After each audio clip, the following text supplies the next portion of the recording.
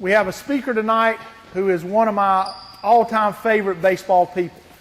A native of Rocky Mount, North Carolina, and the first person that can draw a picture of a Griffon will give you a season ticket to UNC Greensboro baseball, okay? But Jerry Edwards has been associated with baseball at every level. High school, junior college as a head coach and an assistant. D3, won a national championship in North Carolina Wesleyan in 1999.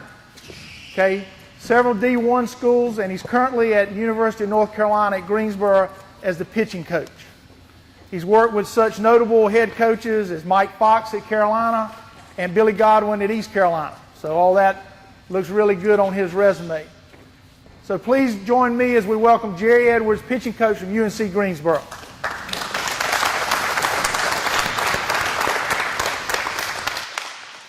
I appreciate that introduction. I don't know why I'm not coaching with the New York Yankees. I'm going to have to call up somebody up there and get them to talk to you, and maybe I can get me a better gig.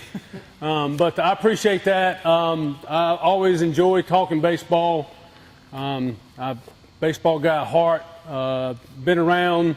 I got my PowerPoint. Also have you a handout. The reason I had the handouts because it's got some pictures on there, some things I like to talk about throughout that I think are some things that are at times mistaught, things that I believe in that are I think fundamentally sound when you look at the guys who perform at the highest level, which is professional baseball. But I have been coaching for 16 years. This is my 16th year in college. Like Brinkley said, I have been at every level, and presently and now at UNCG. I'll start out with this. I am not a pitching guru, okay? I think there's a lot of things that get thrown around out there about guys get set up as knowing everything, and I think the first place that you start in this game is you don't know everything. And I don't think I know everything. I don't claim to know everything. I think every year you must learn and develop.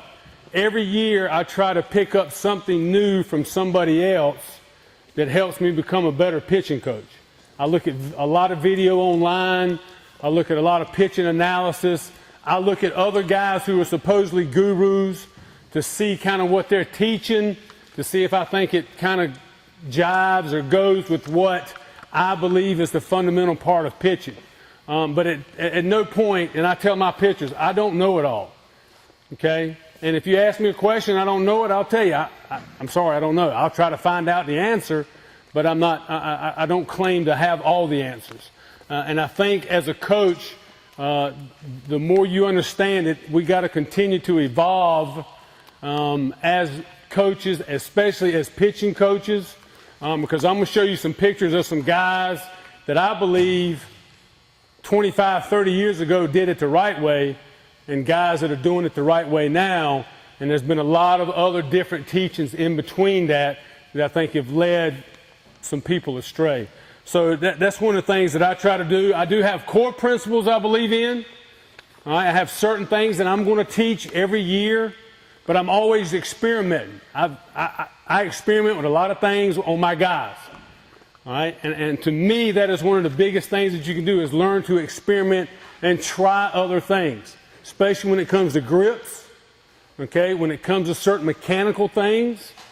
If you experiment with it and you like it and it feels good, then continue to build on that. If you try something and, you know, maybe that's not a good feeling for you, then work to see what else is out there for you in a way that can make you better and something that you could feel better with doing. Now, I know what happens a lot of times with baseball guys. It happens with my guys. I got a guy, I need to change something. I make a suggestion. He tries it for 2 or 3 minutes. Coaches, raise your hand. I can't do that. Why not? I can't do that. Well, you didn't try it long enough. Okay? How many of you guys here throw breaking balls or throwing curveballs? I know you guys in the back row do. Okay? How many of you guys throw curveballs right now? Well, I promise you this. When you start throwing your first curveball, it will be not very good. And I promise you when you throw your 10th curveball, it won't be very good. All you parents know exactly what I'm talking about. But I promise you one thing, you will not quit throwing that breaking ball until you're satisfied that it's gotten to be pretty good.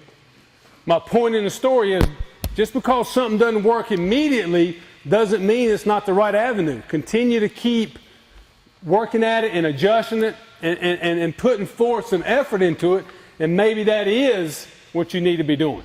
All right, and that's what I tell my guys all the time. The first time you threw that breaking ball, it wasn't great, but you didn't stop throwing it. You said, hey, I'm going to keep throwing this until I get what I want. So don't be so quick to give up on stuff, but don't be afraid to experiment. I'll give you a quick story. I did a drill one time with my players, my pitchers. I'm a big lead arm guy. I believe the lead arm has a lot to do with what we're doing mechanically. It works with our direction. It helps our throwing arm come through, all kinds of stuff. I'll get into that a little bit later. So I had this bright idea that if I could get my guys to do something with their lead arm, then we could get better with our glove side. So what I do, I went and I sawed about 5 to 8 wood bats in half. And I'd make my guys go out and they'd hold that wood bat and they'd have to rotate it up and throw. They hated it. Absolutely hated it.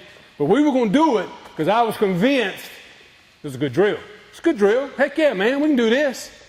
About halfway through the fall semester, I said, man, this drill stinks.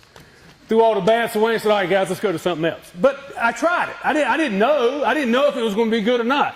But I could tell as we continued to go through the fall that it was not something that was getting them to where they needed to be and was not something that was making them better. So then I put that away and I went back to something else. So don't be afraid to experiment with stuff. And I don't experiment with our guys standing on their head. I don't experiment with them doing crazy stuff. It's just, at times I see things and to me it makes sense. To other people it doesn't, but I see how it relates to pitching and I try to incorporate it. All right, I know one thing that Coach Brinky wanted me to talk about was grips. And I'll talk about that real quick here in a minute. The couple other things I got on my PowerPoint is the umbrella theory. Okay, the umbrella theory basically means what it says underneath. Not every pitcher is the same. I think that's where we get in trouble as coaches. We try to coach every kid the exact same way. If you come look at my pitching staff, I got 16 arms. All 16 of those guys are different. They're going to have different type of mechanics. There's some fundamentals where I think we all got to be precise in, but for the most part, I'm dealing with 16 different guys. So you've got to be able to evaluate your players and say, okay, what is different from this player to the other player so that I can try to coach each, and I know that's tough. I do it for a living. I have a little bit more time. I get it. But you got to try to individualize how you're going about coaching your players. Okay? The quote that I put up there, just because man is created equal doesn't mean pitchers are. All right? Yes, we're all created equal in God's eyes, but as pitchers, we're not. You watch the big leagues and you see all different kinds. Okay? I will use a prime example. Left-handed pitcher for the Red Sox, Tim, what's his name? Left-handed pitcher for the Red Sox. Yasugawa. There was a left-handed pitcher for the Red Sox. Joe, who is it? You remember? You know who I'm talking about? Left-handed pitcher for the Red Sox, relief guy, that every time he would throw, he would do this and snatch his head to the ground. Bad head snap. If I'm out recruiting, probably not going to recruit that guy. I'm definitely not going to teach anybody to throw that way. But if you watched him, he's in the big leagues. He's throwing for one of the best teams in the big leagues at the time, and he was successful. My point being is everybody's different, okay? So find out what each player is able to do and what they're able to do well, and then try to build off of that. So just the umbrella theory that everybody is created equal, and then we can teach everybody the same is one thing that we need to get away from. And the last thing is don't be a cookie cutter. I have done it. I've made the mistake of doing it, and through talking with people and learning, I've kind of changed my philosophy and theories. But I used to be the same guy. Step 1, step 2, got to get the balance. Step 3, hold it. Step 4, throw. How many of you guys have done that before? I'm not telling you it's wrong, but I'm definitely telling you it's not right. Okay? Everybody believes in different things. Everybody has different ways they like to think about stuff and the way they teach it. And I used to teach that same philosophy. But the more I watch video, the more I analyze professional pitchers, the more I analyze our guys, that is not what happens. I try to teach our guys what they do and not what I think they do or what I think I see, okay, in live. We do a lot of video and we slow everything down. I try to teach off the video. So it's to me, that's a cookie cutting mold where you're trying to make everybody look exactly the same, and everybody's got to take the exact same drop step. Everybody's got to pivot. Everybody's got to get the balance, hold it, and that type of stuff. So try to stay away from that if you can, coaches. I know that's easier said than done, but the more you can individualize your teaching, and the more you can get kids to feel like you're coaching them and talking to them individually, I think the better the kids will adjust and have a chance to buy in instead of doing the same thing. All right, just speaking on grips, at the college level, the things that we try to get our pitchers to do is probably a little bit more advanced than what you guys are looking for. I have a 12-year-old son. Right now, he is a pitcher. I advised him against it. He didn't listen to me. Like most kids don't listen to their dads. Mine's the same way. Don't think that mine's any different. Didn't listen to a thing I said. Still doesn't. But right now at 12, I allow him to throw 2 pitches, fastball and a changeup, and that's it. Okay? Not he wants to throw breaking balls. No, you're not doing it. Okay? He's not at the age, I don't feel like, that he is ready to. There's other kids that he plays against in his league that are throwing breaking balls. That's up to them. That's fine. You raise your child how you want to raise them. I don't think mine is at the level at 12 years old that he needs to be throwing a curveball. I think if you can throw a fastball for a strike and you can change speeds with a changeup for a strike and be around the plate, you have a chance to be successful at that age. Does that mean you're going to throw shutouts and no hitters? It doesn't matter. All right, it gives you a chance to win, and that's what we're looking for. Ultimately, is a chance to win. So when we're talking, and I'm talking with our guys, we're looking at a 4-seam fastball. Normally, what I'll tell our guys is you want to split it across the seam so the seam is to the outside. Okay, you want to make sure that your thumb is directly in between your 2 fingers. Okay, that is a traditional 4-seam fastball that gets the revolutions going and the 4-seam spinning as much as possible. Now, what happens is, with our thumb underneath, if we start to move it to the side, then that creates a lot of different movement, how the ball comes out of our hand. Thumb underneath allows the ball to stay true and to stay straight. This is your traditional 4-seam grip, thumb underneath. The next thing is, also notice that I have a gap here between my thumb and the baseball. What I see a lot of kids, especially at a younger level, they want to do this. Once the thumb moves in front of the baseball, guess what's happening? That is impeding the baseball of coming out. Okay? The tighter I squeeze it, you can see how much tighter my grip is now compared to right here. Thumb underneath, a little bit of gap, okay? Now, as you get older, we'd like for you to keep it with 2 fingers. I know some of you guys at a younger age have a tendency to use that third. When I'm using the 3rd finger, that's causing friction. That's going to affect how the ball moves, and it's also going to affect velocity. How many guys want to throw hard? Raise your hand if you want to throw hard. I hope everybody's got their hand up. Okay? When our guys come in, I tell them from day one, if you'll work the program will work, and you will throw harder. Okay? So, 4-seam grip here, thumb underneath with a gap. Now, is that set in stone? What was one of the things I told you earlier you need to do? Experiment. Say it again? Experiment. Just because I say this is the 4-seam grip, does that mean you have to hold it that way? I've seen guys hold it with the seam to the inside. Okay? I've seen guys go across more this seam than both seams. Experiment with the grip that's comfortable for you and that works for you, which goes back to what I said earlier about making sure you do what? Individualize. Okay? Individualize what each guy's doing. Right? Thumb underneath. Nice little gap. Now, when I go to a two-seamer, okay, how many of you guys throw two-seamers? Sinkers, cutter. Anybody throw a cutter?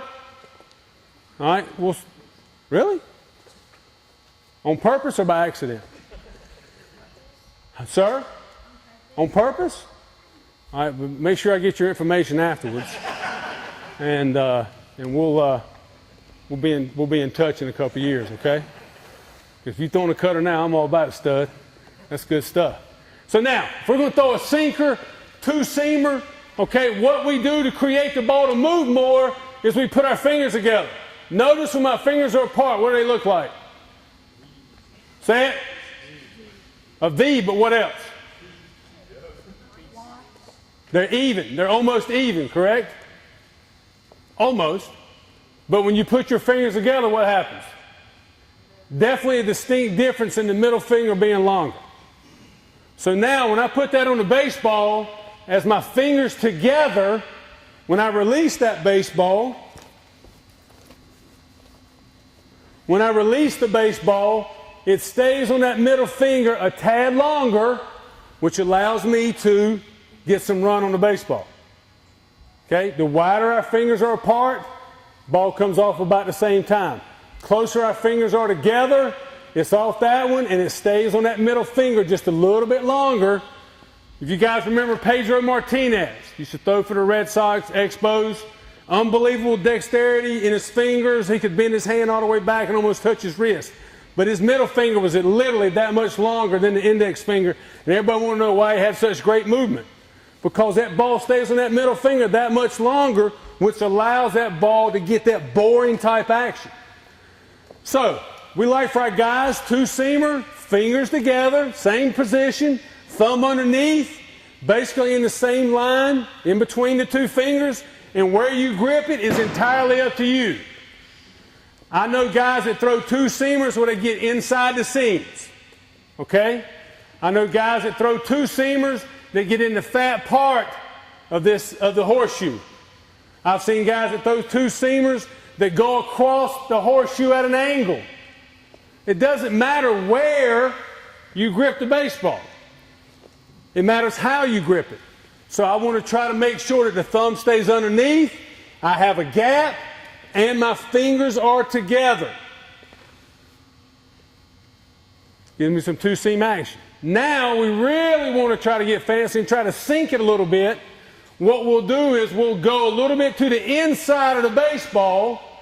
Now I will take my thumb and slide it to the inside of the baseball. Now this is going to be a harder pitch. Early on, it's going to be harder to command because my thumb is not underneath it. But when I'm slightly on the inside and now my thumb is not underneath it, as I come through, you can see the push that I'm going to get with that thumb as we throw naturally. If you watch video, and I got some, you guys know who Trevor Bauer is? I think the second number 2 overall pick 2 years ago by the Arizona Diamondbacks out of UCLA. He's about 5'10", 5'11", 92 to 96. Okay? But as we throw, our arms should naturally pronate. Naturally. Now, there's guys that don't do that, and you can teach yourself to do that, but you should pronate some as you come through in your delivery. Here. So, if I've got a two-seam grip and my thumb is gone from underneath to slightly inside the baseball, as I come through to throw and I naturally pronate, you see what that thumb does. What does it do? It pushes that ball inside, those fingers roll over it, and that's going to give me a chance to get sink as well as run. Okay? If I stay with a two-seamer thumb underneath, I got a chance to get run. Once I move and adjust the thumb, now as I go through and I pronate, I roll over it a little bit. That gives me a chance to get some sink. You've seen guys like Derek Lowe, some of those other guys in the big leagues that have really good sinkers. Okay? Ideally at our level, at our level, not your level, at our level, you high school guys pay attention. Movement, you have movement, location, and velocity. Everybody wants to throw harder, all right? But it's all about location, sorry about that. It's about location and it's about movement, okay? It's about movement. Can I make the ball change planes? Can I manipulate what the ball is doing? Curveball, slider, changeup, yes. But can I make my fastball change planes? And if you can make your fastball change planes, then you got a chance, okay? So that's what we would do as our two-seamer and our sinker, okay? Thumb placement plays a huge part in what we do. Used to, everybody taught the circle change. The traditional circle change is this grip right here. And these three fingers circle with nothing on the ball but these three fingers. That is a Greg Maddux. Greg Maddux, you guys know who Greg Maddux is? I know you older guys do. My age. Yeah, okay. Hall of Famer, 350-some wins. Played for Joe's beloved Cubs. Could never win it, but they got rid of him. He went to Atlanta and became a heck of a good pitcher in Atlanta. Really couldn't get it done for the Cubs. Sorry about that, Joe. But that was a traditional circle change. Well, you can imagine if I throw in the ball and my thumb is always on and underneath it, can you imagine how difficult this pitch can be? This pitch can be pretty difficult. So what we have done, and the kind of way it's been revolutionized, is now with the changeup, we take and we interlock the index finger and the thumb. I still set the ball in those three fingers, but now, where does my thumb go? Underneath. Every pitch that you throw, fastball, curveball, slider, cutter, the thumb is on the baseball.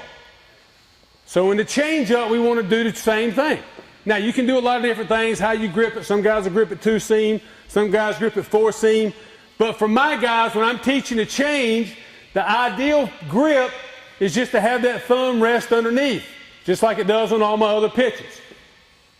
Okay? And that finger just lays on top of that thumb. Now, I have this here. Now I can manipulate what I want the ball to do. If I want to get more run, less velocity, I can rotate that ball out towards my pinky. My thumb still stays underneath. Okay? Now that's a little advanced for you guys. My son, fastball changeup, that's what I teach him to throw. I teach him to throw a circle change. Because as you go up in age, this is going to be a key pitch for you if you can learn to throw it at a young age. Now, there's variations to the circle. All right? There's one that we call the box. We just box it up. Thumb goes underneath. Okay, there's one that we call the wolf. With a three-finger, we just split it in the middle. It's almost like a split, but not really. Okay, thumb still goes underneath. All right, then you got the Vulcan, which I would not recommend at your age, which is where you split it in between the two middle fingers, your two fingers there, thumb underneath. Not many guys in the big leagues throw that. There are a few. Most of your guys are going to throw the circle change. Okay?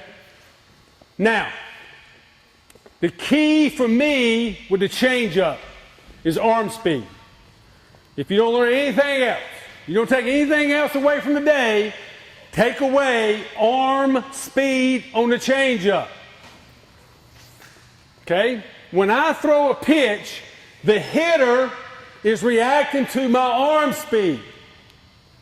If I slow my arm speed down, he picks it up, he can stay back on the baseball, wait, and be able to put a good swing on it. Okay? What makes a changeup as effective as any pitch there is I throw it with the same arm speed as my fastball.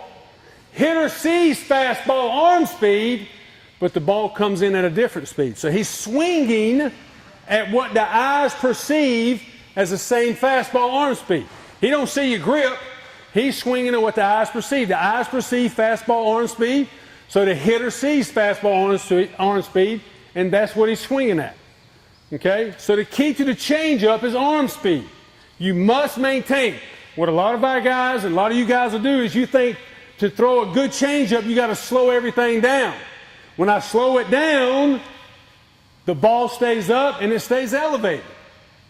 Okay, when I throw it with good arm speed, I'm going to have a chance to get some run, maybe some sink. Okay, but even if it doesn't move, it's going to be slower because of the grip. I don't slow my arm down to slow the ball down. This grip slows it down. My arm speed stays the same. Okay? The next thing for the changeup that is crucial is pressure. When you grip the changeup, you must keep it loose in the hand. Okay? If you got kids and you're teaching them to changeup, when you walk up there to take the ball out, this is what it's going to look like. Take that ball out. Take it out. There you go. That's what's going to happen. Okay? Now, take that ball out. Okay? Take that ball out. That's what your guys are doing. Look at my fingers. One of the keys I look at with our guys when they're throwing their bullpens, if I can see the whites of their knuckles, they got the death grip. They're squeezing the daylights out of it. If they're not death gripping and they just keep it in there, let the thumb rest underneath so it keeps it in the fingers, okay, then it becomes this. Just that easy. Now the ball rolls out, and that's where I get my change of speeds. Okay, I'm not a big lock the wrist, that type of guy. I know a lot of guys will teach pronation. You're going to pronate naturally. The only thing I will tell our guys about the changeup, if they really want to try to create some movement or extra movement, is as they're coming through, they should think about this middle finger leading towards home plate. So they stay a little bit inside of the baseball. Okay, does that make sense? Everybody see what I'm talking about? As I'm coming through, I'm here, and as I'm going to release, I just want to think about the middle finger just leads right towards home plate, so I get a little bit more inside of that baseball, and I can create a little bit more arm side run. But most of our guys, if they keep the same arm speed with the loose grip and where they're gripping it, they're going to get some arm side run. Okay? Arm speed, loose grip, huge keys for the changeup. Okay? Huge keys. One thing that I would do with our guys to try to emphasize arm speed and staying through it, okay, is that when I would set the plate down, I would get a catcher, and then I would just say, all we're going to do when we throw our changeup is we're going to try to bounce the ball on top of home plate. That's all we're trying to do. Throw the baseball loose so you try to bounce it right on top of home plate. So you got to stay through it, and you got to get some extension and kind of try to keep some arm speed. One thing that we do is when we're doing our throwing progressions, as we back it up, all the way up to 90 feet, we will throw fastball changeup. So we'll have guys, if we're throwing in the outfield, one guy's on the foul line, one guy's all the way out by second base. So 90 feet, we're throwing changeups back and forth. What does that force me to do? For me to throw a ball that I've got gripped this way, I got to throw it with some arm speed. If I slow it down, is the ball going to get 90 feet? It's not going to get 90 feet. So in order for me to get that 90 feet and to get it to my partner, I've got to really throw it with some arm speed. Okay? So that's one of the things that we do to really work on our changeups and make our guys throw it with arm speed, fastball arm speed, so we can get the ball like we want at 90 feet. Okay? Any questions so far? Am I boring anybody? If I am, just that's one of the things that I have, and I'll right here. Teach kids to throw first before you teach them to pitch. Now, some of you might go, well, of course they're not, but a lot of kids don't know how to throw. All right? They don't know how to throw hard. They get on the mound, they try to throw hard. If you'll teach them how to throw hard when they're just playing catch, then they start to figure some stuff out. And I talk to my guys all the time, hold it like an egg. But at our level, we don't have to, by the time they've gotten to us, they've gotten that type of stuff figured out. But I will with our guys and I see some of our guys. I've seen some of our guys when I got to UNCG, I'm looking at them throwing and all of a sudden I see this. I go, hey man, what's this doing? I don't know. I said, well, it's on the baseball. Yeah? Well, you're going to lose velocity. It takes away. It's got friction. It's going to reduce it. It's going to affect command. We should have 2 fingers on. I mean, that's just the way. Well, we're going to have to change that. But some of them, they don't know. They don't know. So for me, if you just teach kids how to throw, and when I say teach them how to throw, I mean, I'll try to get into some things, a little bit more about arm action and different things like that. But with my son, I would just get out there and just say, hey, man, just throw it as hard as you freaking can, and don't worry about it. What if it goes up? Don't worry, just throw. Throw. Throw. Don't think, throw. And I think the more that you just let them feel naturally what happens, instead of going, okay, your arm's got to do this, your gloves got. Now we start thinking. Then we start trying to do too much, and we start squeezing it. But you are right, okay, guys. When you get on the mound, the looseness of the ball allows it to explode out of your hand. You know, you cannot. And I know I got that on, the death grip, especially with the breaking ball, but it's with all pitches. It's got to be loose. The one thing I will tell our guys, and it might help you, is I try to get them to understand that the ball stays on these pads. If I put the ball on those 3 pads, I can't get the death grip. Once it gets to this pad here, that's when I get the death grip, because now I'm here. If I keep it on those 3 pads, can everybody see that?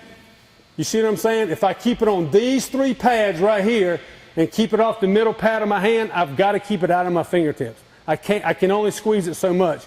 It's when I roll it back here is when I really get the death grip.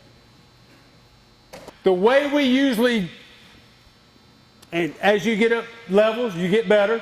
But for us, if we're throwing anything middle in, if I'm a right-handed hitter, if my right-handed pitcher is throwing anything middle in, it's a 2-seamer because they're trying to create movement. If that right-hander is throwing to a right-hander and he's throwing away, we're going to throw a 4-seamer. Why is that? Best control, supposedly, truer flight, and when I throw that 2-seamer away, if I miss, what does it do? It runs right back into the middle of the plate. Okay, so I try to pitch in more than I do away, but at our level, your money's made away. In college baseball, I would say 75% of pitches thrown in college baseball are away, 25% are inside.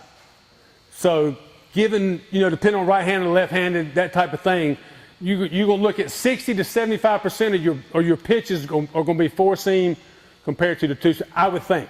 I don't know the exact numbers. I just know the stats on where the majority of pitches are made in college baseball are away to in.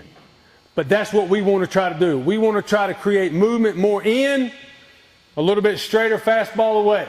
Because most guys, if we throw it straight and away and we got a little bit of velocity, how many of you guys up there are good at hitting the ball opposite field? Exactly. Nobody raised their hand. Not one of them raised. They didn't even go. They went. But not raise my hand. Exactly. Guys don't hit the ball away. Balls away are hard to hit the opposite field. Okay? So that's why you see more, 75, 80% away, 25, 20% in. But when we go in, we want to create that movement because if it stays straight and it stays on line, better chance of somebody to turn and burn and hit one out compared to being straight and away. Most of the time those guys will get out around it and hit a ground ball to the shortstop, which is what we like. Okay? Anything else? All right, curveball. Once again, no particular grip. I teach it a certain way. How you grip it is up to you. All right, there are a few fine points that I do try to cover with our guys. Most of the time I will tell guys to grip the ball with the middle finger just inside the seam of that horseshoe. Now, I will see guys grip it right on the horseshoe. Okay? Ideally, if I grip it here and I throw a curveball, I've got how many seams working? 4. So it cuts through the air, got a chance of better spin, tighter spin, better velocity. But it doesn't always work. That doesn't feel good for everybody. So some guys adjust and change. Some guys will go here, some guys will go reverse horseshoe, some guys will go into horseshoe. It's all up to you. The key is that this middle finger is on a seam. It is on a seam, inside of a seam. This thumb is on a seam. Thumb is on a seam, middle finger's on a seam. Ideally, you could really throw your curveball like this. These are the only two fingers you need for your curveball. But what happens if we throw our curveball like this? You think the hitter sees that coming out when you do this right here?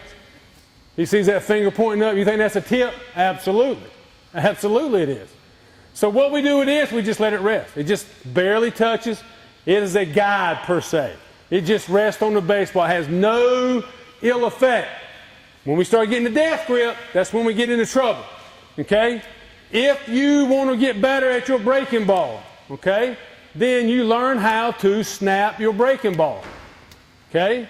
That's what you do. It's this action here with these fingers, that top finger on the seam, that bottom finger, thumb on the thumb on the seam, and that snapping of the seam with the fingers and the wrist that give you the good snap. So you see, why you see guys in the big leagues sitting in the dugout, just flipping this ball constantly all the time. They're working on that snapping action. That's all they're doing. It's just a snap. I'm not throwing it. I'm just snapping it. Okay? Now, obviously with our wrist, we got to have something there. Okay? So what a lot of guys end up doing with the breaking ball that makes it, it's a couple things. The grip, but a lot of guys on the breaking ball, they try to throw it back here. You see this? They start trying to throw the curveball way back here. So by the time they get to release, they're throwing it up in here somewhere. Easy pitch to read because the breaking balls will go up and the hitter can read it out in the hand. Okay? Another thing guys try to do is they try to cast it like it's a fishing rod. They get here and then they try to do this. And they try to throw it way out in front of them like you would a fishing rod. Okay? Once again, you get a big loopy breaking ball. All right? What I try to get our guys to do is you ideally want to try to think fastball as long as possible. As long as possible. As I get to the top, the hand rotates like I'm making a karate chop. Side of the hand is going towards my target. And just inside in front, right about here in front of the nose, that's when the snap occurs. And when I snap it, I want to think about that snap. And as soon as I snap, I want to think about punching myself in my opposite thigh. Because that keeps my arm action a little bit shorter and allows me to stay a little bit tighter with my breaking ball. And it keeps me from casting out here in front. I hear guys all the time talk about, throw your breaking ball out front, throw your breaking ball out front, throw your breaking ball out front. And the guy keeps doing the same thing. He throws it out front and it loops. And he throws it out front and it loops. And then he throws it out front, throw it out front. God dang, I'm throwing it out front. That's why you keep getting the same action. Because you're trying to throw it too far out front here. The breaking ball's not thrown out here, it's thrown here. Just in front of the ear. And I know you can't, it's just a matter of getting the feel of where the release point is, and I'm just giving you a reference point right now. But we're telling our guys just in front of the ear, and as soon as I throw it and snap it, bam, I want to think about that type of arm action quick right now. Boom, right there, quick. That quick type arm action and really snapping and getting that spin. I don't want to throw it too far out in front. I don't want to try to throw it back here. I don't want to throw it too early. When I'm talking with my guys, I say, hey man, you're throwing the breaking ball too early. And that's what that means. They're trying to throw it from way back here because they think they're going to get more break out of it. Okay, it's fastball as long as possible and then curveball. All right, but where you grip it on the baseball is entirely up to you. But just try to make sure that middle finger's on the seam and that thumb is on the seam. Same thing with the curveballs with the fastball. I see a lot of people do this. That's my death grip. There's no gap. Thumb is out in front. You can do nothing with the break. The ball will not come out the way you want it to. The more I slide my thumb back, the more I have a little bit of gap in here. Now I can get that wrist snap action with my fingers. Okay? So be conscious that the more and more I deal with pitchers, the more I find out 90% of the time, if they're struggling with the pitch, fastball, changeup, curveball, slider, whatever it is, it's the grip. Not necessarily that they're gripping it the wrong way, they're gripping it too tight. The thumb is in front of the baseball. It's impeding what is going on. So if you have a guy that's really struggling with their... I had a guy one time I went to a clinic that made a real good point, and I think it's a good idea.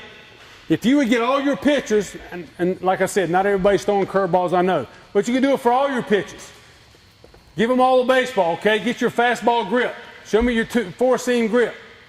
Take a pen and trace the fingers on the baseball. So every time they pick that baseball up, they know exactly where their fingers go and exactly how the ball fits in their hand. All right? When they're throwing a curveball, trace on the baseball where everything belongs. So he knows when he picks it up, this is my good breaking ball, that's where my thumb should be, this is where my middle finger should be. So he's constantly getting his fingers in the same place every time, and he's not changing. He's not death gripping it.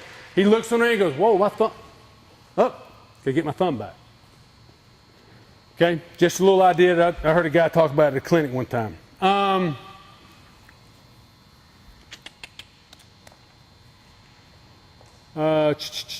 Change slider. I'm a big slider guy, right, Joe? I believe in the slider. I love a slider. Okay, love a slider. Why do I like a slider? To me, the slider is the same thing as a fastball. The only difference is I'm going to get late movement away, but my grip and how I throw it is almost exactly like my fastball. I don't have to change my hand position. Okay? I throw it just like I throw my fastball. Now, with a slider, what we do is we overload the outside third of the baseball. By that I mean you can see how my fingers are at an angle, once again on that seam, and you see more of the baseball inside of my hand than you do outside of my hand. All I've done is overloaded the outside of the baseball. You can use your middle finger as a pressure point. You can use your index finger. It's entirely up to you. Some guys feel better with the index finger. I've always taught index finger because this is your strongest finger. Have you ever seen anybody shoot a gun like this? Huh? How many of you shoot your gun with your middle finger?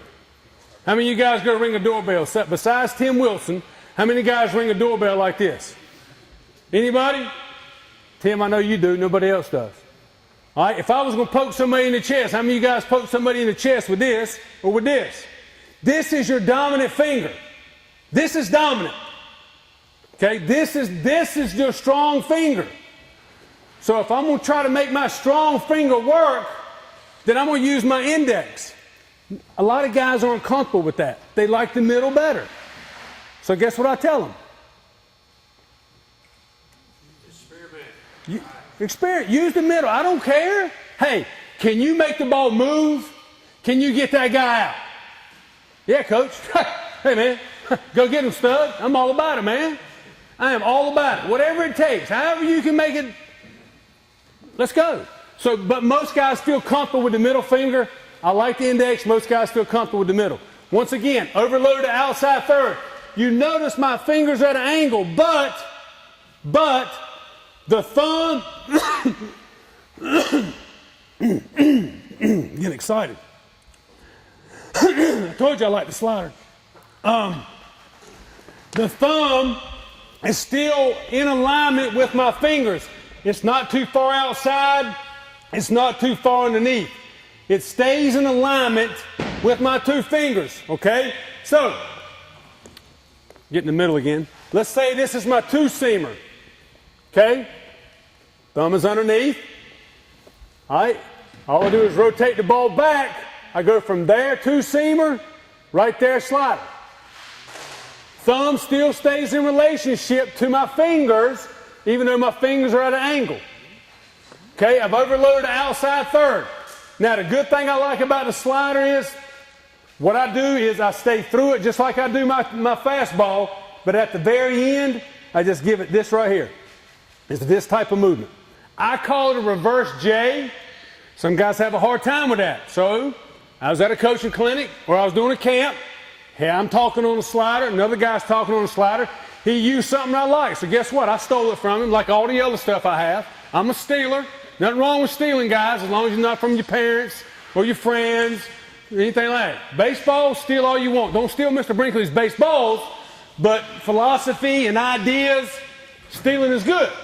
All right? I teach the reverse J. So if I'm here, I want my fingers to stay on top of the baseball, and as I come through, they're just going to make a reverse J. Okay? Reverse J. All right? So ideally, when I finish, I want my fingers pointing down and at me. You don't want your fingers going here and facing you and to the side. Because when I do that, what happens? My fingers get on the side of the baseball. I do this. I get what we call a cement mixer. How many of you hitters like cement mixers? Ball's just sitting in the middle of the plate and it's spinning and ain't moving. Okay, that's a cement mixer. Now, a buddy of mine said, hey, I like the way you teach your slider, but have you ever thought about this? I said, I don't know, what you got? He said, I'll tell my guys that to throw the slider, all they want to do is turn up the radio dial. Okay, so radio dial, not this. Now, watch me now. You don't turn the radio dial like this, right? Do you guys still use radios in your cars? I don't know, you young guys. But if you're going to turn the radio dial, it's not this. This is bad for the elbow. It is not this. That is torquing the elbow. All it is a movement of the fingers. Pretend this is a radio dial and I just do this. Boop. I just turn the radio dial. I just turn with the fingers the radio dial. Okay? Arm speed is the same. Release point, I don't have to turn my hand. Don't change a lot. That's why I like the slider. Because it looks like a fastball, but then we have late slider movement. Okay, understand the difference, guys. Curveball is 12 to 6, 1 to 8, 5. 1 to 8. I'm terrible. 1 to 8, okay? Slider is a short, sharper action ball that moves right at home plate. And it's going to be a true slider goes sideways and down. So we still have a two-plane break. Okay, but the thing is, it looks fastball to the hitter. He sees fastball arm speed. He sees fastball on the hand, but at the plate, it goes sideways and down. Okay, so this is when we get some swings and misses and some ground balls. Okay? But I like the slider because there's not as much change in what a hand does compared to the curveball. All right? For me, guys, you shouldn't throw sliders to your juniors and seniors in high school. Okay? I think you should try to throw fastball changeup as long as possible. Me, myself, I'm planning on my son at 12 getting to 14 years old is the age I have kind of picked out where I think he will be at a point where I think, and I'm not a professional, I'm an amateur coach. I feel like I know how to teach it, but I just don't think he's ready for it because I know what happens when you first teach it to him. Even though you might teach him right, guess what? Johnny over here, he can make his break a little bit more, but he doesn't throw his, but it doesn't matter, does it? His break's better, so what are you going to do? Hey, Johnny, how you making that thing break like that? Heck yeah, that's what I'm going to start doing. All right? So then they start doing it wrong, then we have elbow problems. Okay? That's why I don't believe in teaching it too early. All right? Fastball changeup. Most of our guys at our level, I have 16 pitchers on staff. I have 1 split, 15 changeups. That's what our staff throws. I have 1 guy that throws a split, and I will not talk about that. That'll be something you would need to develop once you get to college, if you make it, because for the, but 1 splitter, 15 change-ups, and I would say I'm probably, I'd say 75% curveball slider. Okay? I'm not going to change you from a curveball to a slider guy unless your curveball is not very good. If you have a feel and you got some spin and you can create some direction and it's got good velocity and it's got some tilt, hey man, I'm all about the curveball. I got no problem with the curveball. I change guys from curveball to slider because the feel for the curveball is not there. I get a guy that's 85, 86, 87, 88, his breaking ball is 68. Ain't working, man. 68, when you're throwing 88, 20-mile-an-hour difference, the range is good. But guess what? After one time through the order, them guys go, nah, ain't happening this time. They're staying back and they're waylaying. Okay? Change of speeds is good. That's good. 20 miles an hour. All right? But after a while, they pick up on that time and it's off. Okay? So that's the only time I would change a guy really from a curveball to a slider if I just feel like his curveball is not. But you know how I cure that, don't you? I don't recruit that guy. That's the way I cure it. If you don't have a good breaking ball, if I got to teach you something, I'm a good coach is because we got good players. We get to go choose who we want. So I'm going to choose the guys that have the best stuff. All right? The guys that have average stuff, great fastball, average breaking ball, nah, I'll let somebody else have him. I'm going to go get the guy that's got a good fastball, a good breaking ball, and a good changeup. I'll show you some video of some things and show you some pictures of some things that if you brought certain pitching coaches in and certain gurus, they'd tell you I'm crazy for what I'm teaching. I'm stupid. It doesn't make any sense. That's not what happens. Okay? The mind is an amazing thing. Okay? If you let kids kind of learn and feel their way through some things, the body will coordinate and correlate itself. Okay? And by that, let me use this as a reference. If you guys are watching football, okay? Tom Brady's playing this weekend. If Tom Brady's going to throw a 5-yard crossing route, his shoulders are going to play steady, pretty level and make a good throw. If he's throwing a 70-yard bomb, his shoulders are going to tilt, but he's still going to be able to throw it on line and still hit the receiver 70 yards down the field. Well, he used two types of throwing motions, but they both resulted in the same thing because the body knew, the mind's telling the body what it's got to do in order to throw the ball 70 yards, in order to throw the ball 5 yards. Same thing with a shortstop. Shortstops, every time they pick the ball up, they throw it across the diamond, boom. All of a sudden now they're on a cut. They're 200 yards from home plate. They got to catch it, tilt their shoulders, and still throw a strike 200 yards away. Well, if you're looking at my picture, you're thinking I'm throwing the ball there. But the body coordinates itself. He's able to get on top and still throw the ball on the line towards home plate. Okay? So let kids throw. Give them a baseball and say throw. Just throw. So many times we get caught up in the mechanics of it. And I am not a mechanics guy. I do not one guy that comes and plays for me will I say, okay, this is what we do. This is our mechanics right here. Okay, do I have 4 things? I got 4 things on my list that I think are bad, that are mistaught, but I think they're vital in the pitching mechanics. But when my guys come, I don't say, all right, this is the way we pitch at UNCG. Here's our mechanics. This is what you need to do. This is how you're going to pitch. Don't do it. I don't, because I don't believe in it. I used to. I told you I did, but I don't believe in it. Okay? I think you got to let kids figure some things out and let them throw. So what? They throw the ball over the head, then, hey, man, go get it. Or back them up. So many times we want to stay in the short area. Don't be afraid to just, hey, you guys spread out, back up, and you guys throw the ball as far as you can. Just throw it. I mean, I grew up, I learned how to throw, but I didn't have a pitching coach.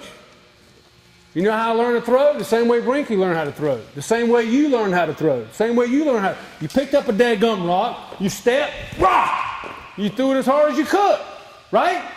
That's what we did. You guys know what I'm talking about. You did the same thing. My dad didn't know how to throw a dadgum baseball. He played football. Hey, you want to play catch? Throw me the ball. Okay. And I threw it to him. Okay, but we learn how to throw by just doing it. Too many times we try to get too mechanical with kids, and then we confuse them. And now what are they doing? They're thinking. They're trying to think their way through it. This is not a thinking game, it's a feel game. It's got to feel right. You've got to have some feel to play this game. It's not about the biggest and the strongest. You take 5 300-pound guys, you put them across here, okay, and put me at quarterback, I feel pretty comfortable. Think we'll be okay. They don't have to have feel. They just got to get in somebody's way. If you're going to throw, any type of throwing, from the outfield to home, from short to first, from the plate to second base, from the mound to the plate, you got to have some feel. You got to just be able to let things happen. And I know that might sound simple. You go, yeah, give me some. Really, I'm being honest with you. That is what needs to happen more. We just let them throw. Let them throw. Okay? Now, rhythm and tempo. Well, teach kids to throw hard. I'm a firm believer that everybody can throw hard. Can everybody throw 92? I don't think so. Okay? I've had success at where I've been of guys throwing hard. Joe Wags, where are you? Joe Wagstaff came to Lewisburg. What was he? Brinkley, 79, 81, 82, 83? Somewhere in there, 82, 83? Is that right? Okay, when Joe Wagstaff left, he was 87. Okay, who would like to gain 4 miles an hour on your fastball?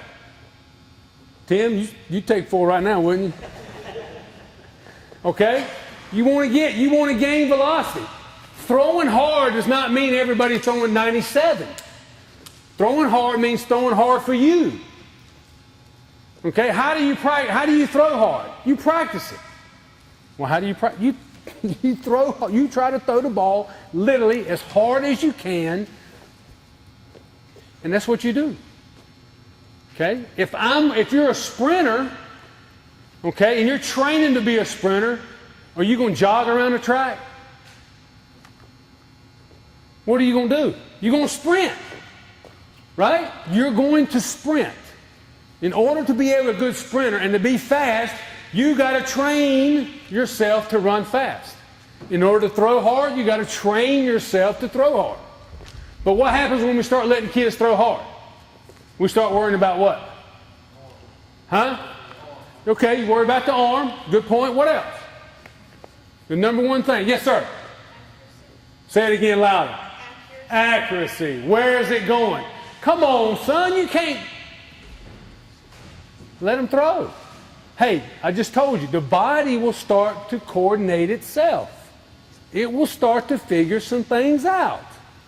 But you got to let it go. Paralysis by analysis, man. We try to overanalyze everything. Give them too much information. Then all of a sudden, we're not throwing as hard. All right, mechanics, rhythm and tempo. I'm going to let this play a little bit and kind of talk through it. I'm going to have to minimize this. Okay, this is a video analysis. Like I said, I do a lot of stuff on the internet. I go and look at a lot of stuff and try to find things on to kind of compare guys. This is a high school picture. This is Daniel Bard. Anybody know who Daniel Bard is? Where did he play? You daggone Skippy. University of North Carolina. Okay? Now, the reason I'm using this, we're talking about rhythm and tempo. Okay? If you'll watch Daniel as he's throwing, you'll see some things that I think are mistaught in the pitch mechanics, one of which is hip movement and one of which is tilt. You can see his shoulders start out in this manner. Okay? What do people say? Hey, you can't tilt your shoulders, you're trying to throw the ball downhill. Here's a guy pitching in the big leagues. Okay? Right here, pitching in the big leagues. You see the tilt of the shoulders. Okay? Front foot down, and you see right there how he gets extension towards home plate.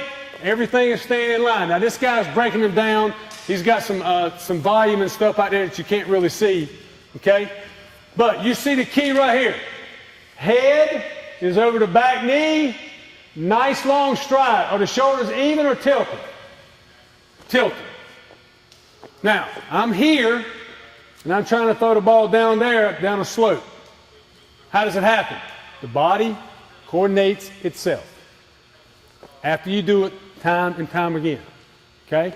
Notice the other thing, how he stays sideways. Now, there's his front foot down. The next thing you'll see is you'll see complete, he's drawing a straight line. His body is completely closed off on the top while the hips are starting to open. That is what we call torque. Okay? Like I told you before, I'm big on the lead arm. You can see where the lead arm is out in front. As he throws, the glove side rotates up to the chest. Chest gets out over front side, and he finishes.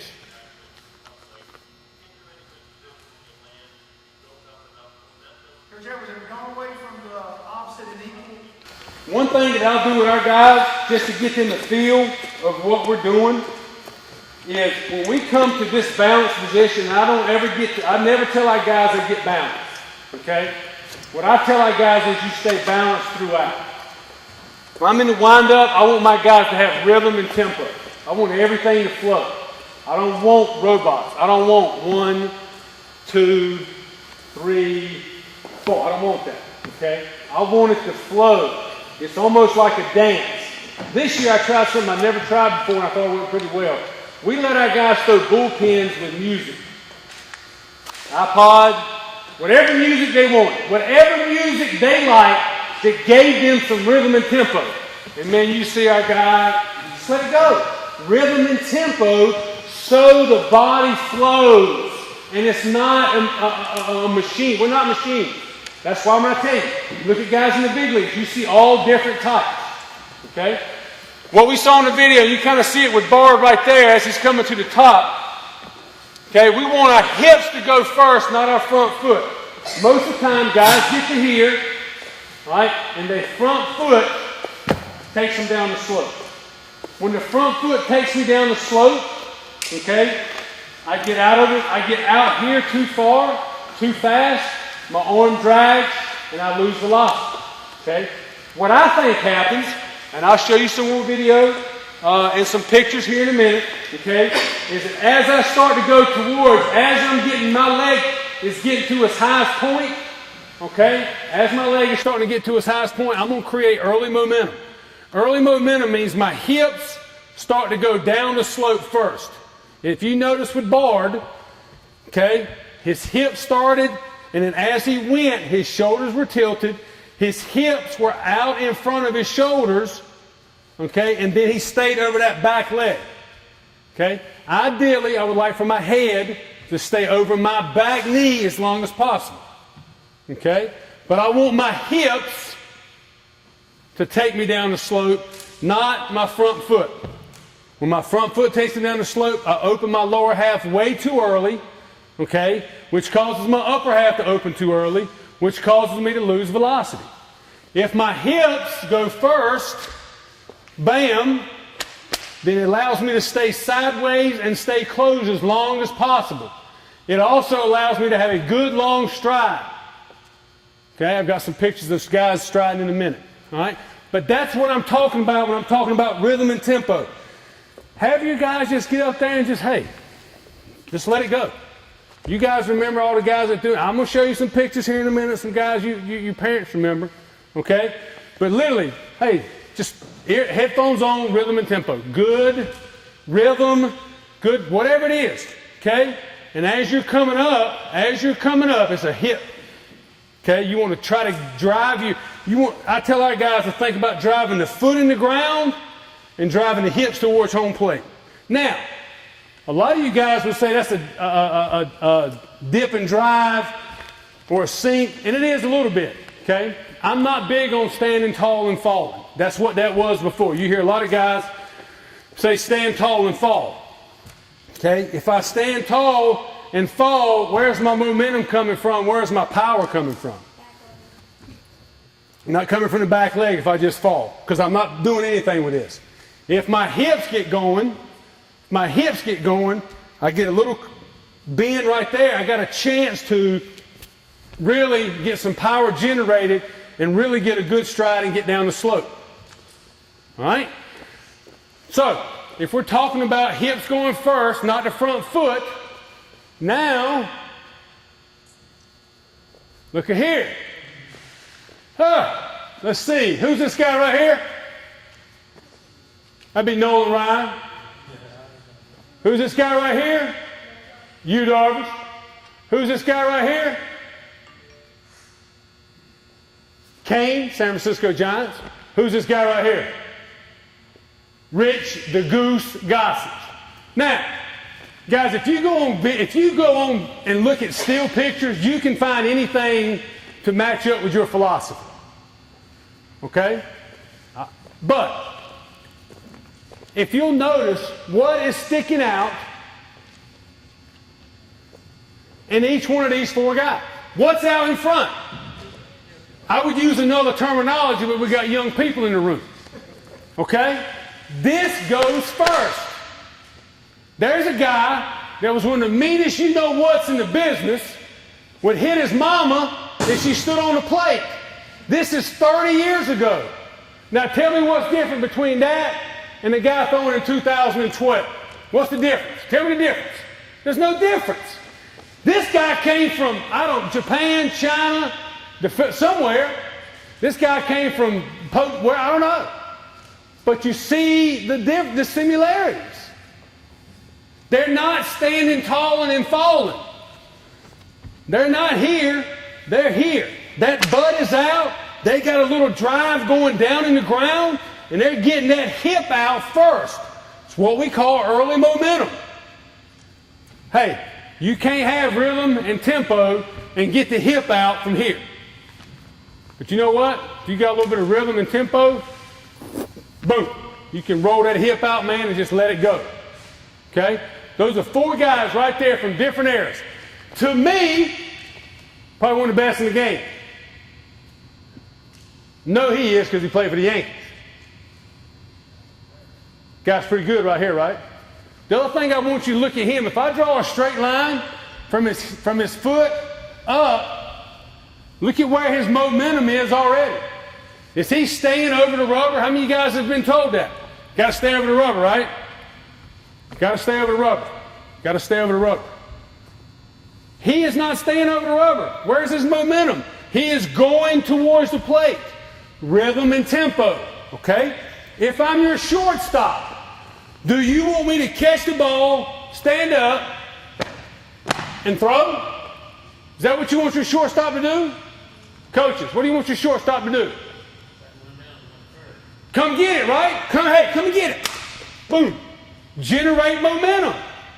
Well, if I want my shortstop to do it, why do I not want my pitcher to do it? All right, do you want your outfielder to catch the ball like this? That's what a pitcher does if he doesn't move.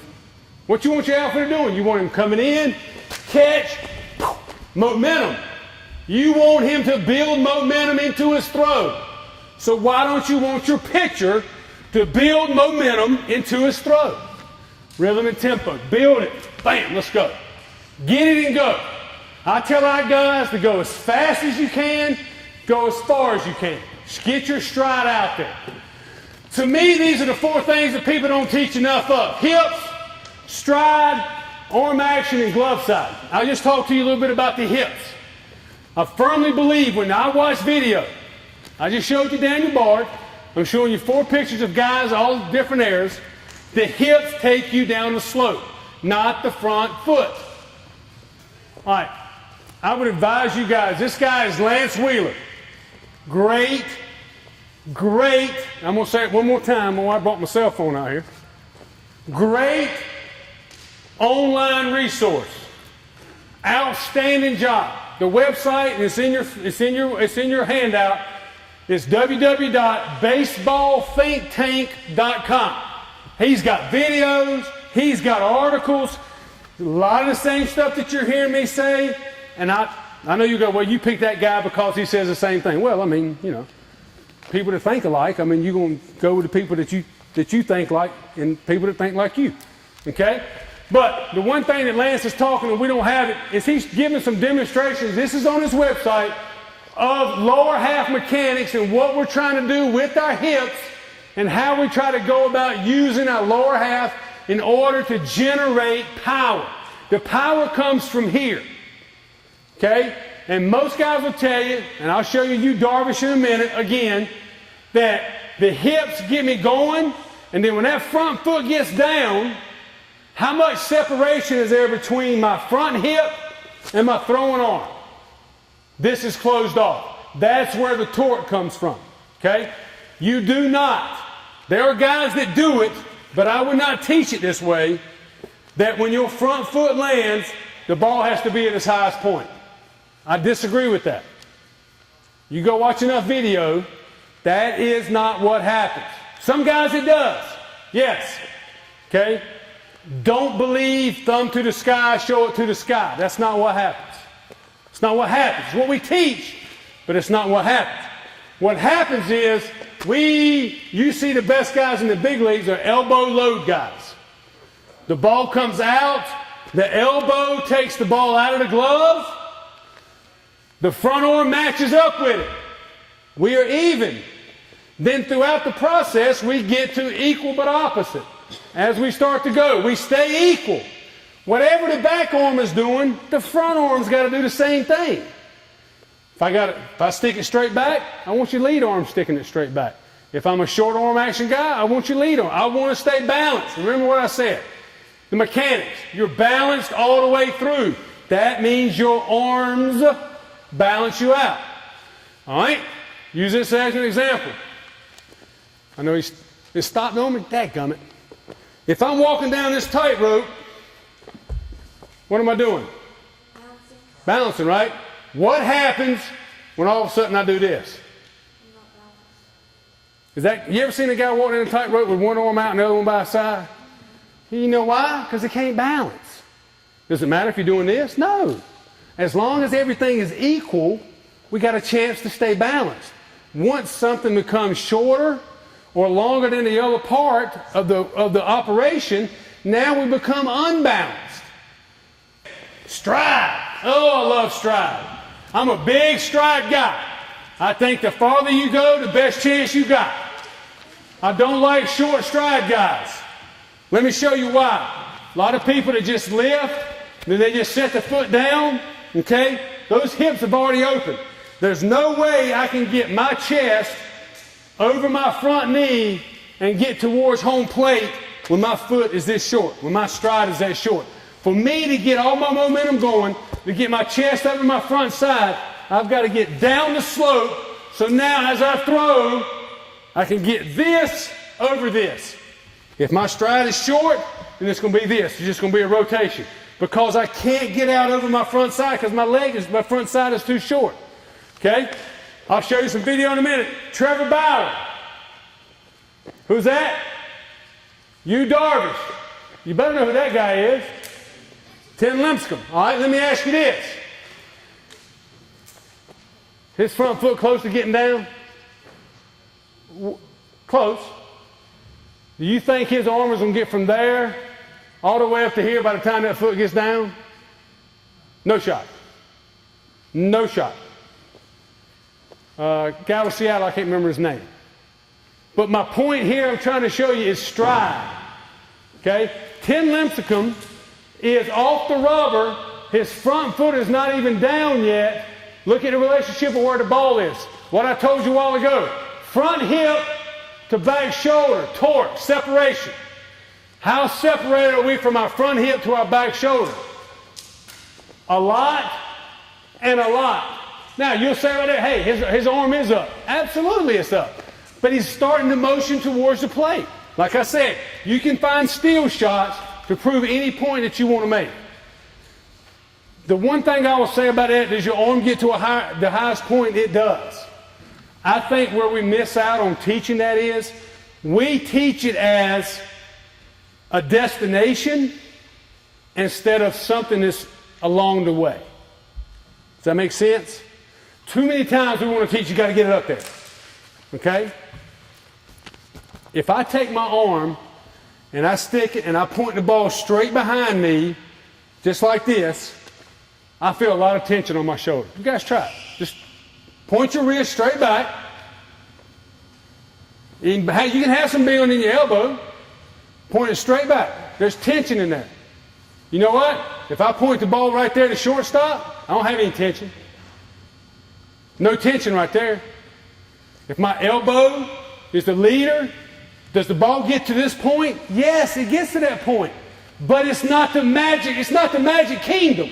You guys understand what I'm saying? Too many times we teach the ball has to go here. Okay? It's going to get there, but it's just a natural progression that it gets there. It's not the ultimate goal that as soon as we break our hands, whoop, we got to stick it up there. That's not the way it works. I'll show you some guys in a minute what I'm talking about. Okay? I'm a firm believer in taking the ball out of your glove with your elbow. Listen to what I'm saying now. Take the ball out of your glove with your elbow. Okay? I want my guys to break. When they break, I want it to be elbow first. When the elbow goes, guess what? The hand's going to follow. It's got to follow. It's all connected, man. The hand's going to follow. Okay? The hand's going to follow. When we take the ball out with our elbow, okay, I'm creating a short arm action that is a whipping arm action. Just like if I was going to pop a towel. I want a short pop. Same thing with the arm. Boom. Okay? I don't want a long looping arm action. Because then that's all it is. It's rotational. That. I take the ball and I stick it back and then I just do that. I want it out with the elbow. Ball goes out with the elbow. And then as I start to throw, the hand rotates up. And it's a quick snapping action. Okay? Stride. What is that, Max? What is the ultimate stride length? I don't know. I don't. It's different for everybody. You know what Tim Linthicum's stride length is? Anybody got a guess? He's 5'11". That's like the length of his body. Very close. 128% of his height. He's 5'11". I'm not a mathematician. I got a PE degree. My wife got a master's degree. They just put my name on it. Okay? So I'm not a mathematician. I got the master's degree. She's really the one that got it. They just put my name on it. Okay? I don't do the math.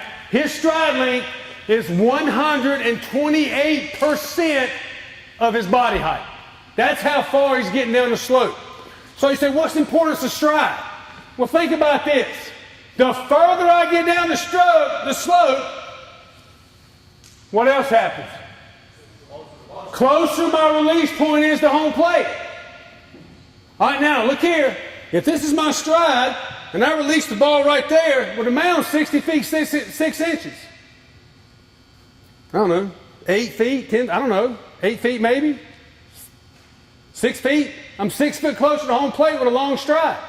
What does that equal? Velocity and less reaction time.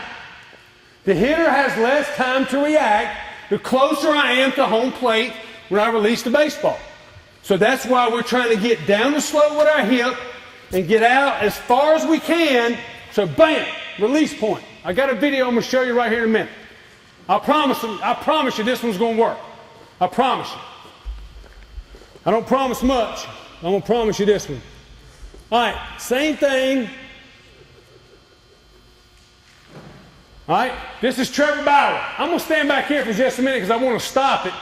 But what I want you to notice is his hips going first and the tilt in his shoulders, okay, as he's going down the slope. There, all right, look. Hips are going first. Here comes the tilt. Now, here's where the magic starts. Okay, there's front foot down right there. Now, let me show you where release is.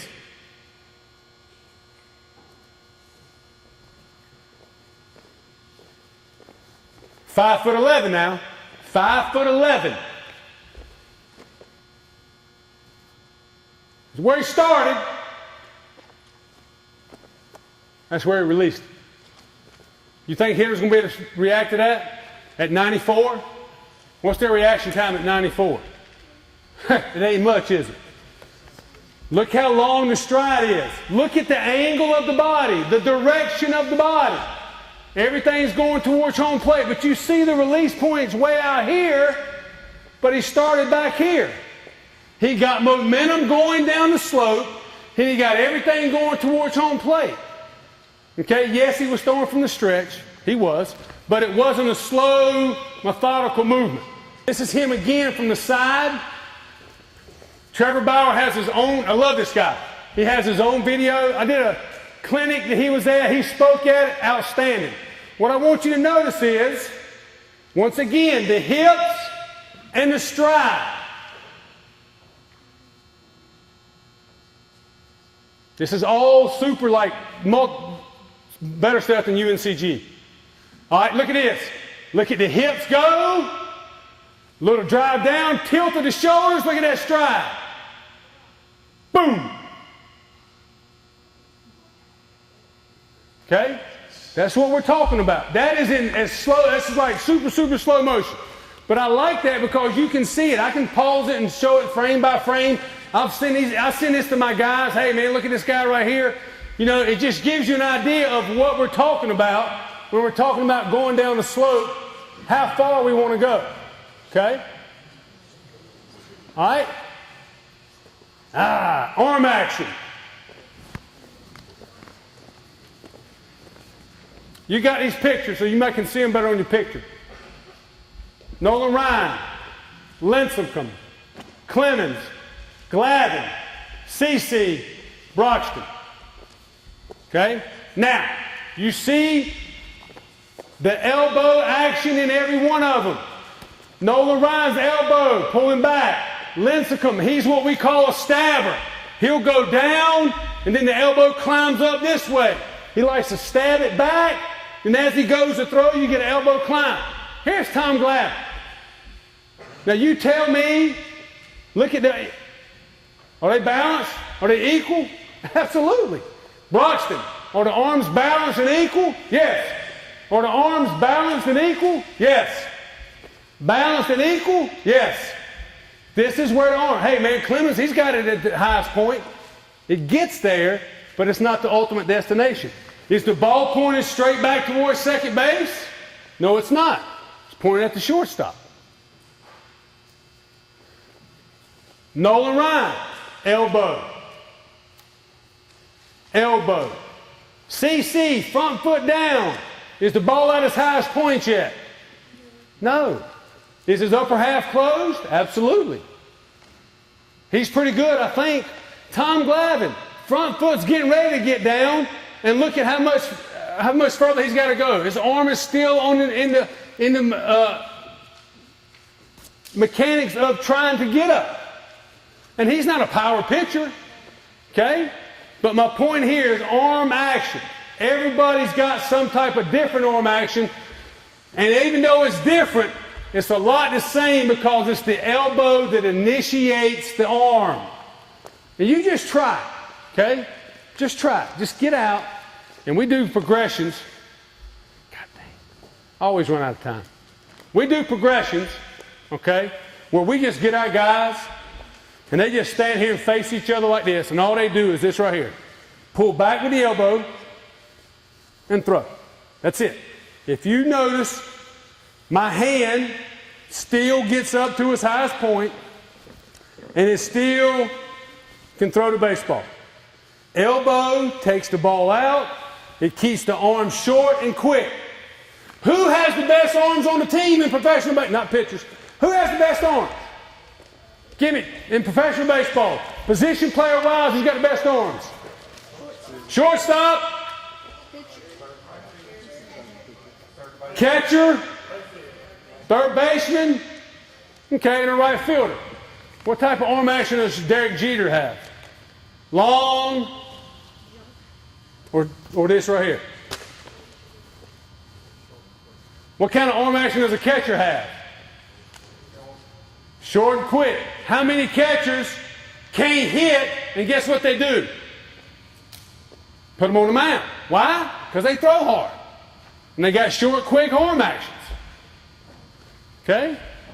Third baseman, infielder, short, quick arms. That's the arm action that we're looking for. That's what I'm looking for. Like I said, I don't know it all. I haven't written any books, and we'll never write a book. No videos, none of that stuff. Except for what Brinkley gives me when I come and give the presentation. It's the only videos I own. Okay? The only ones I've ever made. But if you go get video and watch, guys, you're going to see this type of arm action when you slow it down more so than thumb by the thigh, show it to the sky, and the ball pointing to second base. Short, quick arm action where we're balanced with our front side and our throwing arm. Whatever my throwing arm is doing, I want to match it up with my glove side. Okay? All right. Last thing on mechanics is glove side. All right? Where's the glove? At the chest. Where's the glove? At the chest. Where's the glove? At the chest. Where's the glove? At the chest.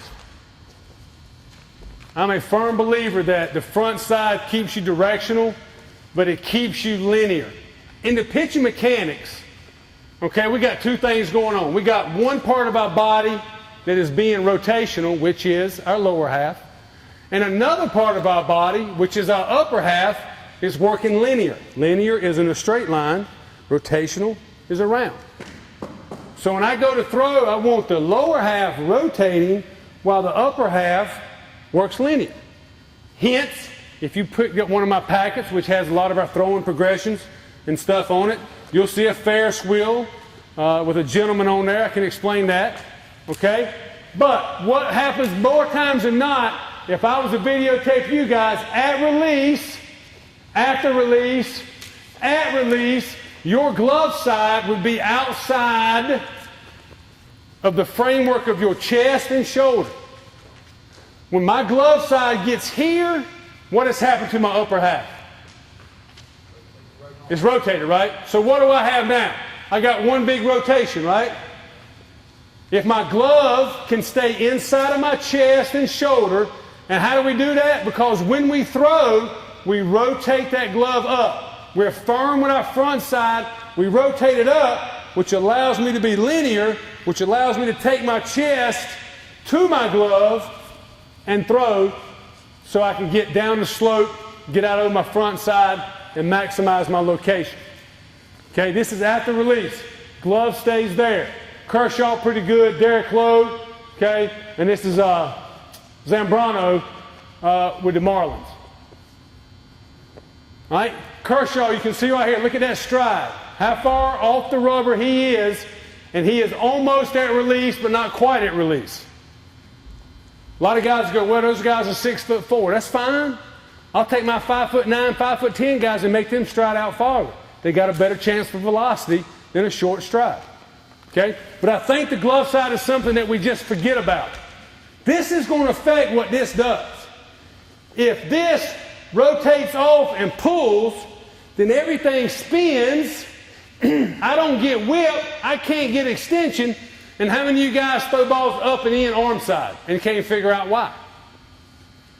That's what happens. This goes out and around. The ball takes off up and in. If I want to drive the ball down, I've got to be linear. So this glove side has got to rotate up. So I'm taking my chest to my glove, and I'm throwing here, and you see like Derek Holland. I preach this all the time with our guys. When you finish, your throwing shoulder must be pointed at your target. Too many times I see guys throw like this.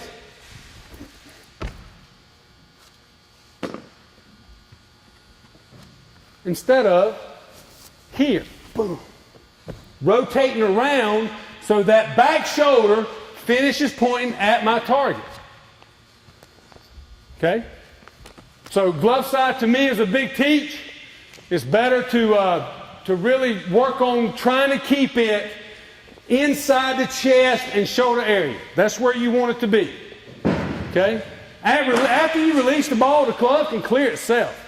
What you don't want is the hand getting outside the shoulder and the chest before release.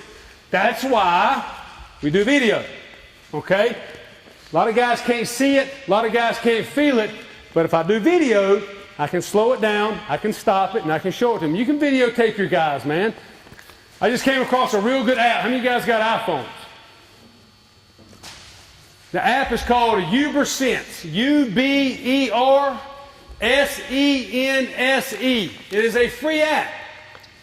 You can video, you can slow-mo it, you can stop it, you can compare somebody side by side, you can overlay somebody, all kinds of things you want to do right from your phone. And I've been doing it the last 3 days with our guys while they were doing bullpens. Right there, my camera phone, boom. Perfect video. I can pause it just just as easy as I could on any other thing that I've had before that I paid a lot of money to get. UberSense is a good, hey, dads get it, the guy's throwing, just say, let him throw. Let him throw into a net. You don't have to catch him. Hey man, here's a bucket, throw. Let him throw. Then you stand to the side and video him. And then when it's over with, go, hey man, look right here. Stand behind the net, stand behind him. Okay? You can see a lot, and then let him see it. I'm a visual person. That's why I made this stuff up, because I'm visual. I want to see stuff. I want to see it in writing. I want to see pictures. Okay? I want to see it on video. Our guys respond better to video than me constantly telling them the same thing. Hey, you're doing this, you're doing this. Coach, I can't feel it. Okay? Well, look, here it is. Let's look at this right here. Oh, okay. I see what you're talking about now. Makes a lot of sense. Okay? So you can use that video. It's really good. Coach, I'm trying to hurry. All right. One thing that a lot of people don't like to talk about is the mental side. Okay? And I will tell you this. If you don't, here's the second thing that if you don't take away from this, take this away. The mental game of baseball. Harvey Dorfman wrote it years and years ago. I read it 3 years ago, and I wish I would have read it 15 years ago. Because I feel like I'm a better coach. Now, am I perfect? No, I still have my moments. I still have my blow-ups. Okay? But I think I understand better the psyche of my players and how to relate to them and try to relay information than I did before I read the book. Outstanding book. I give it 6 stars out of 5. It talks about hitting. It talks about pitching. It just talks about the overall game of baseball and how much of a failure you are going to be. You will fail at this sport. But the guys who understand that failure is only temporary, that failure is not personal, and they don't take it personal and learn from it and get better are the ones that are playing in the big leagues. The ones that take it personal, the ones that can't get over the barrier, are the ones that are still in the minor leagues and don't ever make it. Great stories, great, you guys, dads that are my age, you will appreciate some of the guys that they have interviewed in there that talk about what they had to endure to get to the big leagues and when they made the switch from just relying on talent alone to get to the big leagues, and it became they finally understood, if I can't figure it out mentally, I'm never going to make it. Okay? Never going to make it.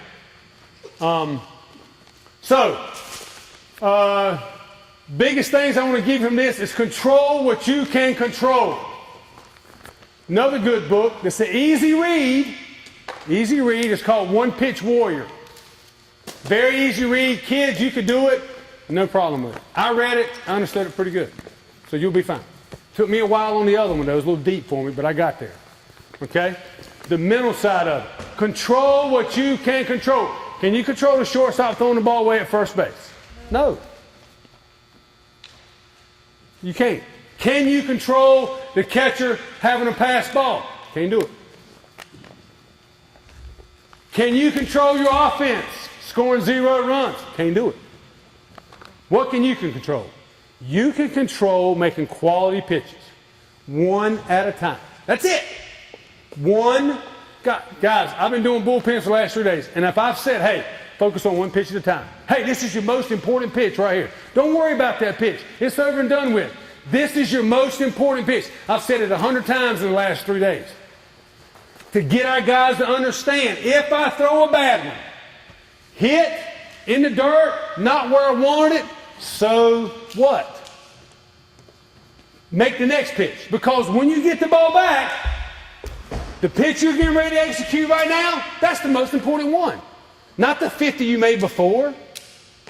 or maybe the 30 you're going to make after it. It's this one pitch right here that I'm getting ready to make. This is the most important one. This is where my focus and my energy is right now, on this one pitch. Okay? In one pitch warrior, this is a good terminology. 8, what you can control: attitude, perspective, and effort. That's it. That's it. That is it. Your attitude, your perspective, and your effort. A lot of times we don't do a very good job controlling effort. We just go through the motions. A lot of times we don't do a very good job controlling attitude because we get mad at who? Who's the number one guys you get mad at? Say it. Umpire. Holy Pete, man, you can't control that guy. We know they're bad, right? They're bad for us. I know they're bad. When a guy walks in, I don't like him. I know he's going to be bad. But can I control it? Nope. Can't control it. I think they made a good point in the one-pitch warrior. They don't call it a strike zone. They call it an umpire zone. Think about it now. It's not a strike zone. It's an umpire zone. Because one day, Stephen Ammons, who's calling behind the plate, he's ready to go home. He's worked all day. He's going to give you 3 inches off the outside. All right? Then the next day, he's mad because he got his balls Weiss in it. I ain't giving nothing today. Nothing. Calling the zone the way it's supposed to be called. Guys know what I'm talking about. You get those guys. You can't do anything about it. Right? All you can do is control what you can control. Attitude, perspective, and effort. The umpire ain't trying to get you, man. It ain't personal. He's just bad.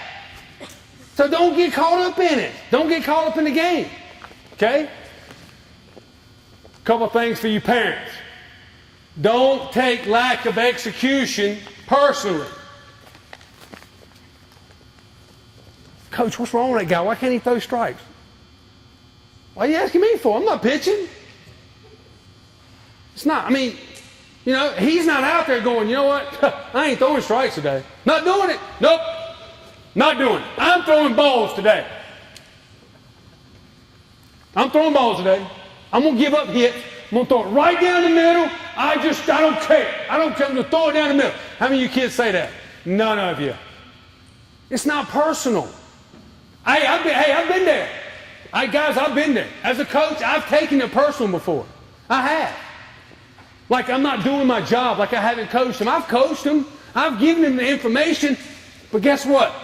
You as a player have to stand here 60 feet, 6 inches from home plate, and you have to do it. I can't do it for you. Your coach can't do it for you. Your mom and dad can't do it for you. But at times, I'm guilty as a parent. We take it personal. It's not personal. Don't take it personal. They're not trying to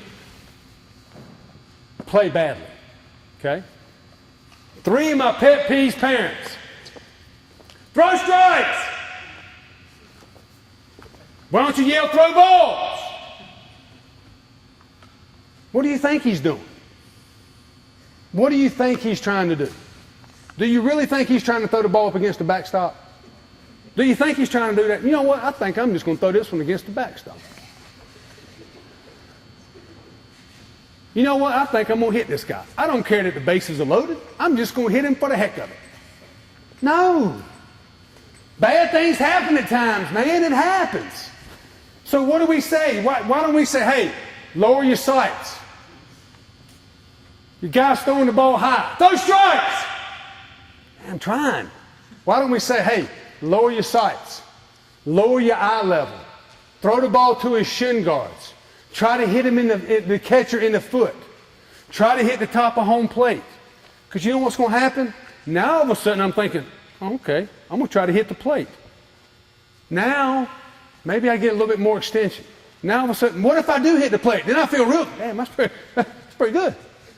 I'm back in now, right? Right? Why don't we say that instead of just saying throw strikes? Throw strikes is broad, man. Give them something. Give them some. Hey, stay down the slope. You know, you're spinning. Stay towards your own plate. I mean, give them something besides just throw strikes. The other one is bend your back. It is physiologically impossible to pitch bending your back. Physiologically, I cannot pitch and bend my back at the same time. Can't do it. Cannot do it. Now, can I have flexion in my hips? Absolutely. Can I be at an angle? This is, to me, this is not bending my back. That is flexion. This is bending my back. Can't do it. Bad teach, bad comment. Hey, try to reach out and put the ball in the catcher's mitt.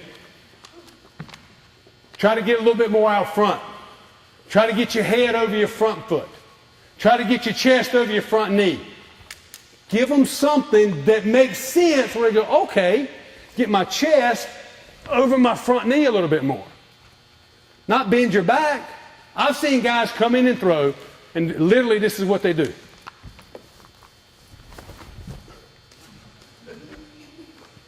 I bent my back, coach. It still went over his head.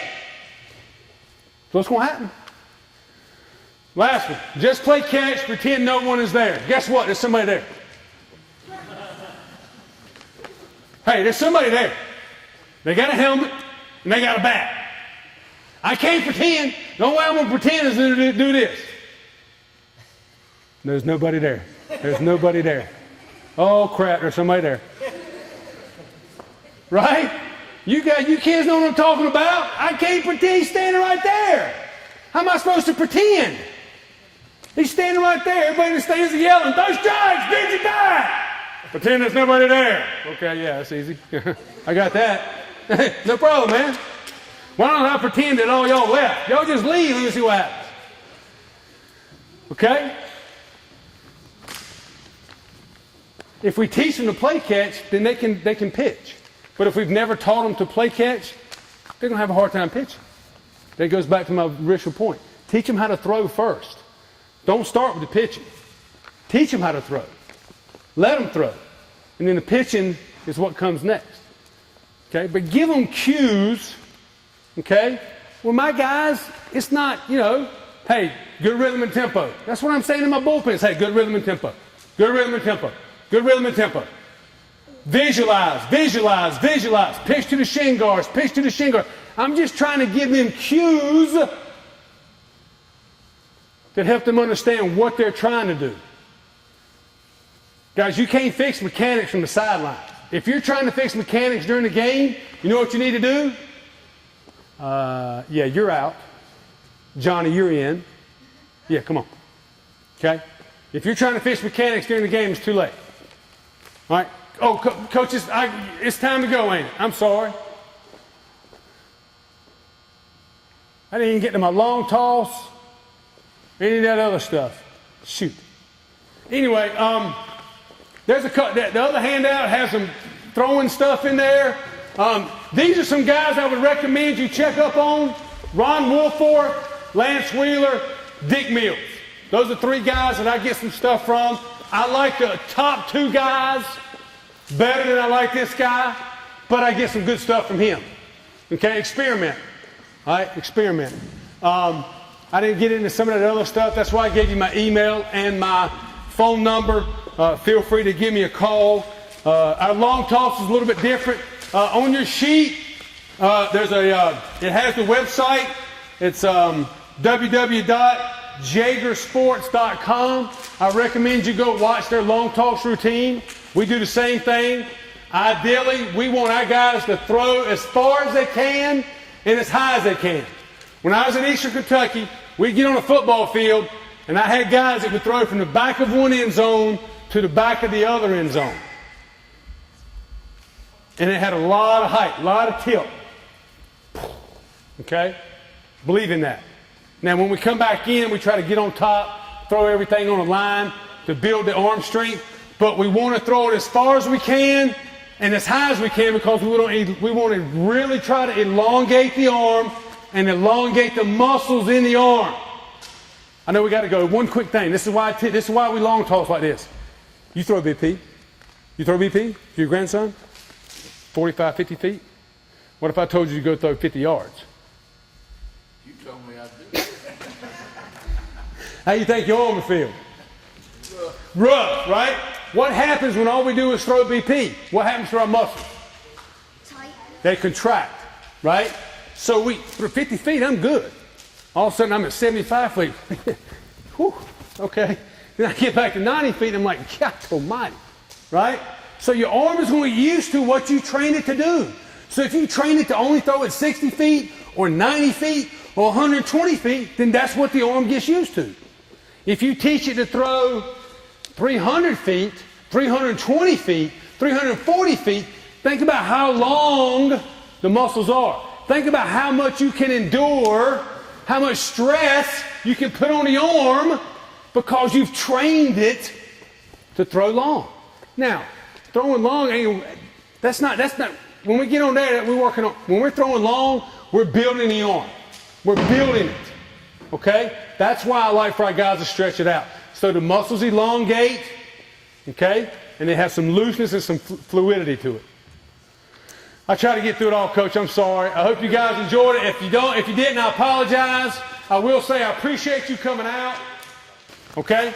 I appreciate it, guys. Thank you.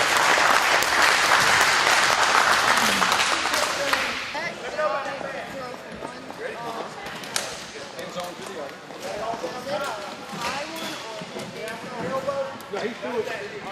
He didn't probably throw it as high as this field money. That's not high. Hey, hope you like it, man. Was it like, did it bounce? No, it was